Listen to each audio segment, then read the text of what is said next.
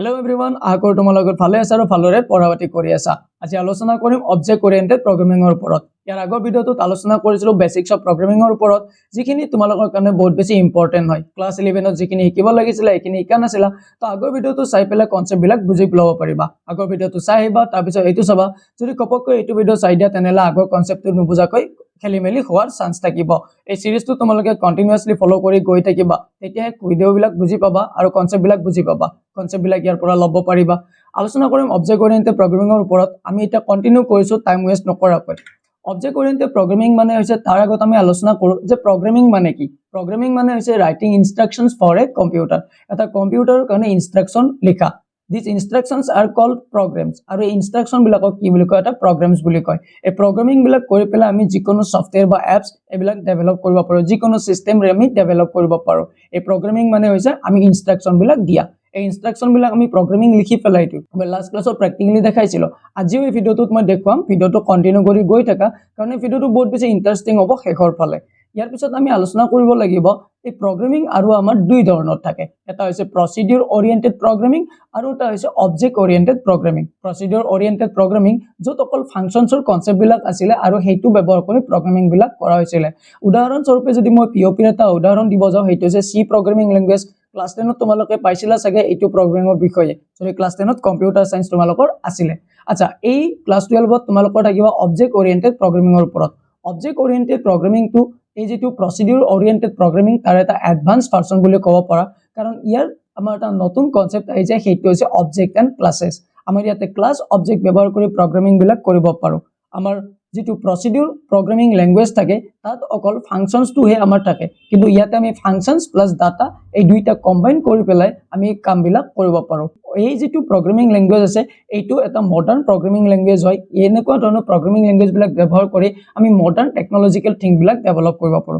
যিকোনো ধৰণৰ হাই level software, যিকোনো ধৰণৰ এপছ, যিকোনো ধৰণৰ কম্পিউটাৰ সিস্টেম, এনেকুৱা ধৰণৰ সিস্টেম বিলাক ডেভেলপ কৰাৰ কাৰণে অবজেক্ট ওৰিয়েন্টেড প্ৰগ্ৰামিংটো আলোচনা কৰো, আমি ইউজ কৰো। অবজেক্ট ওৰিয়েন্টেড প্ৰগ্ৰামিংৰ ভিতৰত কনসেপ্ট বিলাক কি আহি যায়, অবজেক্টৰ কনসেপ্ট আহি যায়, ক্লাছৰ কনসেপ্ট আহি যায়। আশা কৰো এইখিনি তোমালোকে বুজি পাইছা। আমাক ওপি কিহৰ কাৰণে লাগে? প্ৰথম পইণ্টটো হৈছে যে বেটাৰ ডাটা সিকিউৰিটি।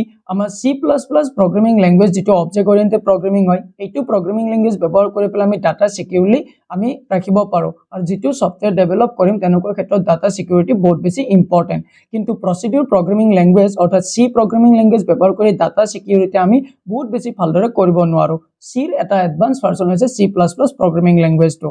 আৰু ইয়াৰ আৰু এটা পইণ্ট কি হৈছে যে easy to manage large program. আমাৰ যদি বহুত ডাঙৰ প্ৰগ্ৰাম এটা হৈ যায়, সেইটো আমি ইজিলি মেনেজ কৰিব পাৰো, কাৰণ তাত ডিফাৰেন্ট টাইপৰ ফাংচনছৰ কনসেপ্ট থাকে, লগতে ক্লাস আৰু অবজেক্টৰ আমাৰ আইডিয়া থাকে। এই আইডিয়াবিলাক লৈ পেলাই আমি লাৰ্জ প্ৰগ্ৰাম এটা অতি সহজভাৱে আমি ক্ৰিয়েট কৰিব পাৰো। কোড ৰিইউজেবিলিটি, আৰু কৈছো যে ফাংচনছ, ক্লাস, অবজেক্ট এনেকুৱা ধৰণৰ কনসেপ্ট বিলাক ব্যৱহাৰ কৰি আমি কোড বিলাক ৰিইউজ কৰি থাকিব পাৰো। আমি বাৰে বাৰে কোডিং এটা কৰি থকাৰ প্ৰয়োজন নাই, বাৰে বাৰে সেম লাইনৰ প্ৰগ্ৰামিং কৰি থকাৰ প্ৰয়োজন নাই। এবাৰ প্ৰগ্ৰামিং কৰি যদি এটা কোড আমি ৰান কৰি দিছো, সেম কোডটো আমি বেলেগ প্ৰগ্ৰামিংতো ইউজ কৰিব পাৰো। I hope it is clear to you. If you are understanding the concept, then let me know throughout the comment sections. Okay? Real world modelling, অৰ্থাৎ ৰিয়েল ওয়াৰ্ল্ড মডেলিং মানে বৰ্তমান যুগৰ যেনেকুৱা ধৰণৰ কনসেপ্ট ব্যৱহাৰ কৰি পেলাই সফটওয়্যাৰ বিলাক ডেভেলপ কৰি আছে, ইয়াতে আমাৰ অবজেক্ট ওৰিয়েন্টেড প্ৰগ্ৰামিং বিলাক ইউজ কৰা হয়। Used in modern software apps system.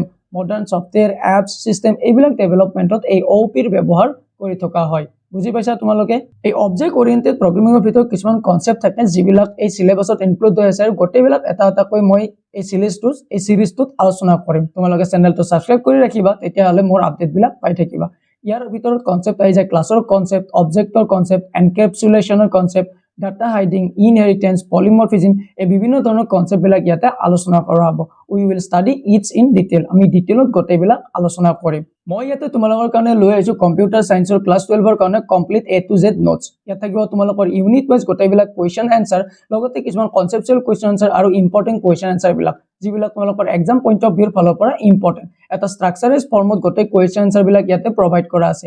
ইয়াত থাকিব 1 mark question, 2 mark question, 3 mark question, 5 mark question, লগতে SQL question, programming related question, গোটেইবিলাক ইয়াতে ইনক্লুড কৰা আছে তোমালোকে কনসেপ্টবিলাক মোৰ ভিডিঅ'ৰ পৰা চাব পাৰিবা আৰু নোটছবিলাক যদি ষ্ট্ৰাকচাৰাইজ ফৰ্মত তোমালোকে ৰাখিব বিচাৰিছা তো এই নোটটো তোমালোকে 299 পে কৰি পেলে লৈ ল'ব পাৰিবা আৰু যদি এই নোটখিনি তোমালোকে এবাৰ বাই কৰি লোৱা তো এক্সাম পইণ্ট অফ ভিউৰ ফালৰ পৰা পঢ়ি থকাৰ কাৰণে বহুত বেছি ইজি হৈ যাব তোমালোকে মেনুৱেলি নোটছ বনোৱাৰ কাৰণ নাই তোমালোকে ইয়াৰ পৰা বাই কৰি পেলে পিডিএফ ফৰ্মত ধুনীয়াকৈ নোটছখিনি পঢ়ি থাকিব পাৰিবা যদি এবাৰ তোমালোকে নোটছখিনি বাই কৰা it will definitely help you in your final exam and you will achieve more percentage and more marks if you want to buy these notes তেনেহলে তোমালোকে কি কৰিবা এই যেটো ইউপিআই নম্বৰ দি আছে ইয়াতে 299 পে কৰিবা আৰু এটা স্ক্ৰিনশ্বট লবা আৰু এইটো যেটো WhatsApp নম্বৰ দি আছে তোমালোকে ইয়াতে তলত দিয়া স্ক্ৰিনশ্বটটো পঠাই দিবা আৰু নোটখিনি পিডিএফ ফৰ্মত WhatsAppত পাই যাবা এতিয়া আমি আহিছো নেক্সট কনসেপ্টলৈ হোৱাট ইজ ক্লাছ আমি আজি ইয়াতে ক্লাছ আৰু অবজেক্টৰ বেসিক আইডিয়া এটা মই দিবলৈ চেষ্টা কৰিম ক্লাছ মানে কি হয় class is a blueprint or template for creating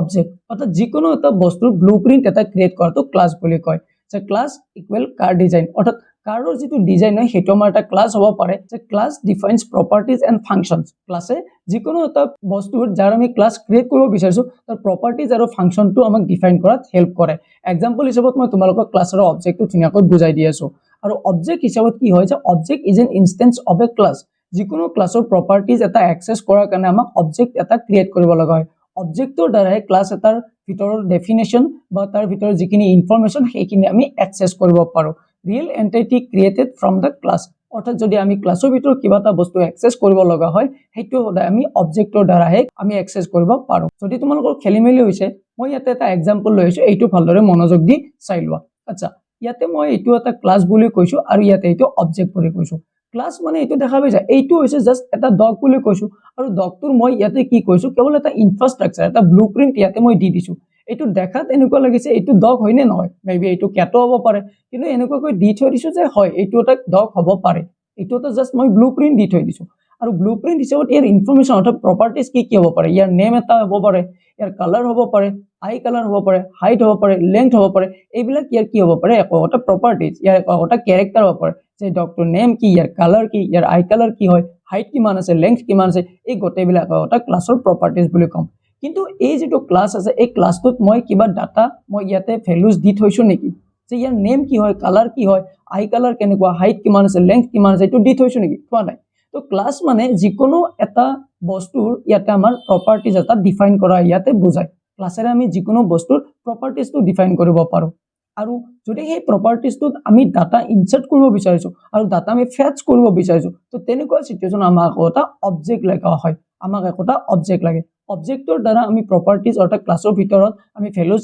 assign কৰিব পাৰো আৰু এটো আমি ফেচও কৰিব পাৰো এইবিলাক হৈছে কিছুমান ফাংচনছ যিবিলাক আমি প্ৰগ্ৰামিং যেতিয়া কৰিম তেতিয়া আমি এইবিলাক বুজি লম তোমালোকে জাস্ট ক্লাছ আৰু অবজেক্টৰ কনসেপ্টটো বুজি লোৱা আচ্ছা নেমটো হৈছিল আমাৰ ক্লাছ তো আমি অবজেক্টৰ দ্বাৰা নেমৰ ভিতৰত আমি টমি বুলি এটা কি দি দিছো ইয়াৰ এটা অবজেক্ট দি দিছো অৰ্থাৎ ইয়াৰ নেমটো টমি হ'ব পাৰে কালাৰ কি হ'ব পাৰে গ্ৰীন হ'ব পাৰে আই কালাৰ কি হ'ব brown height 17 inch length 35 inch তো এইবিলাক যিবিলাক দিছো এইবিলাক ভ্যালুজ আৰু ভ্যালুজ বিলাক এসাইন কিৰে কৰিব পাৰো অবজেক্টৰ দ্বাৰা এইখিনি তোমালোকে বুজি পাইছা নে পোৱা নাই কমেন্ট সেকশনত জনাবা ক্লাছ মানে হৈছে যিকোনো এটা বস্তুৰ আমাৰ ইনফ্ৰাষ্ট্ৰাকচাৰটো ক্ৰিয়েট কৰা ব্লুপ্ৰিন্ট এটা দিয়া আৰু অবজেক্টৰে এই ক্লাছৰ যেটো আমি তাত প্ৰপাৰ্টিজ বিলাক আছে এই প্ৰপাৰ্টিজ বিলাকত ভ্যালু ইনসাৰ্ট কৰা বুজাও হয়তো তোমালোকৰ এনেকুৱা লাগিছে যে থিওৰিটিক্যালি এখিনি বহুত বেছি খেলিমিলি লাগিছে যেতিয়া মই তোমালোকক এটা প্ৰ্যাকটিক্যাল কৰি দেখুৱাম এতিয়া তোমালোকে বুজি পাবা এই ক্লাছ আৰু অবজেক্ট আজি মই তোমালোকক দেখুৱাম যে ক্লাছ এটা ৰিয়েল লাইফত ক্ৰিয়েট কেনেকৈ কৰে ঠিক আছে তোমালোকে চাই থাকা ভিডিওটো কন্টিনিউ কৰি গৈ থাকা মই প্ৰ্যাকটিক্যালি দেখুৱাই আছো মই এটা কাম কৰিছো মোৰ VS Code যেটো আইডি আছে এটো ওপেন কৰি লৈছো ইয়াৰ লাষ্ট ক্লাছত মই ইয়াতে এৰিছিলো ইয়াতে এটা বেসিক প্ৰগ্ৰামিং কেনেকৈ লিখে এটো দেখুৱাই দিছিলো আজি মই ইয়াতে আৰু এটা প্ৰগ্ৰাম লৈ লৈছো যে ডেমো ফাইল সৰি ডেমো ক্লাছ বুলি লৈ লৈছো .cpp এটো এটা ফাইল নেম মই সেভ কৰি লৈছো ইয়াতে মই দেখুৱাম যে আমি ক্লাছ কেনেকৈ ক্ৰিয়েট কৰিব পাৰো প্ৰথমতে তো আমি জানো যে আমি সদায় has include এটো আমি হেডাৰ ফাইলটো ল'ব লাগে নে নালাগে লাগে right has include iostream.h sorry iostream এনেকৈ লৈ ল'ব লাগিব তাৰ পিছত আমি লম যে using namespace std তাৰ পিছত আমি দিম ইয়াতে মেইন ফাংচনটো তো মেইন ফাংচনৰ আগত আমি ওদাই ক্লাছ এটা ডিফাইন কৰিব লাগে তো ক্লাছ কেনেকৈ ডিফাইন কৰে আমি বাৰু মেইন ফাংচনটো ইয়াতে লিখি লম মেইন ফাংচনটো ইয়াতে থাকিব ইয়াতে মেইন ফাংচন থাকিব হয় এখিনিটো মেইন ফাংচনটো থাকিব এখিনিত মেইন ফাংচন কিন্তু মেইন ফাংচনৰ ওপৰত ইয়াতে আমি ওদাই ক্লাছ এটা ডিফাইন কৰি লম ক্লাছ এটা ডিফাইন কৰাৰ কাৰণে সদায় আমি ক্লাছ বুলি এই কিৱৰ্ডটো ইউজ কৰিম আৰু তাৰ পিছত আমি ক্লাছ নেমটো সাপোজ মই ইয়াতে ক্লাছ নেম এটা দি দিছো, সেইটো হৈছে যে ষ্টুডেণ্ট বুলি এটা ক্লাছ নেম ইয়াতে দি দিছো আৰু মই এটা এংগুলাৰ ব্ৰেকেট ষ্টাৰ্ট কৰিছো। এংগুলাৰ ব্ৰেকেট ষ্টাৰ্ট কৰাৰ পিছত এতিয়া আমি ইয়াতে দিব লাগে এক্সেছ স্পেচিফায়াৰ। এক্সেছ স্পেচিফায়াৰ মই ইয়াতে দি দিছো যে মোৰ ডাটাটো কেনেকুৱাকৈ ৰিপ্ৰেজেণ্ট হ'ব, অৰ্থাৎ মোৰ ডাটাটো পাব্লিকলি ৰিপ্ৰেজেণ্ট হ'ব নে প্ৰটেক্টেড ভাবে, তো এইটো এক্সেছ স্পেচিফায়াৰ দিয়াটো ইয়াতে ইম্পৰ্টেণ্ট। এতিয়া ইয়াৰ ভিতৰত মই এটা ডাটা মেম্বাৰ ক্ৰিয়েট কৰি ল'ম। ডাটা মেম্বাৰ মানে কি হয়, যিটো মই ইয়াতে ভেৰিয়েবল এটা ক্ৰিয়েট কৰিম। এই যিটো ভেৰিয়েবল মই যিটো মাৰ্কছ বুলি ভেৰিয়েবলটো লৈ ললো, এইটোক আমি কম ডাটা মেম্বাৰ বুলি। বুজি পাইছা? ইউজুৱেলি তো আমি ভেৰিয়েবল বুলি কম, কিন্তু ক্লাছৰ ভিতৰত যদি আমি ভেৰিয়েবল এটা এনেকৈ ক্ৰিয়েট কৰো তে এইটোক কম আমি ডাটা মেম্বাৰ বুলি। তোমালোকে চিন্তা কৰিব নালাগে, ইয়াৰ ওপৰত মই আৰু fully conceptual video' plus practical মই আলোচনা কৰিম। আজি মই জাষ্ট দেখুৱাই আছো ক্লাছ কেনেকৈ ক্ৰিয়েট কৰে, এইটো ভিডিঅ'ত ক্লাছ ক্ৰিয়েট কৰাটো দেখুৱাই আছো। মই ইন্ট মাৰ্কছ বুলি এইটো লৈ লৈছো, এইটোক আমি কি বুলি কম, ডাটা মেম্বাৰ বুলি কম। বুজি পাইছা? নেক্সট মই ইয়াতে আৰু এটা ফাংচন লৈ ল'ব পাৰো, যে ফাংচন এনেকৈ মই শো নামৰ ফাংচন এটা লৈ লৈছো আৰু এতিয়া মই ইয়াতে এংগুলাৰ ব্ৰেকেট ষ্টাৰ্ট কৰিছো, এইটো এটা ফাংচন লৈ লৈছো আৰু ইয়াৰ ভিতৰত মই ফাংচনৰ ভিতৰত মই মোৰ কোডবিলাক ইনচাৰ্ট কৰিব পাৰো। মই ইয়াতে ফাংচনৰ ভিতৰত মই হয়তো চি আউট কৰিব বিচাৰিছো, মোৰ মাৰ্কছটো মই চি আউট কৰিব বিচাৰিছো, তো ইয়াতে এনেকৈ লৈ লৈছো।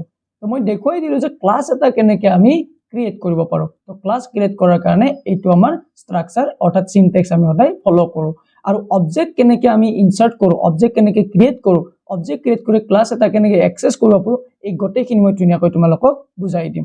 আজিৰ এই ভিডিঅ'টোত মই জাষ্ট তোমালোকক দেখুৱালো কেনেকৈ আমি ক্লাছ ক্ৰিয়েট কৰিব পাৰো।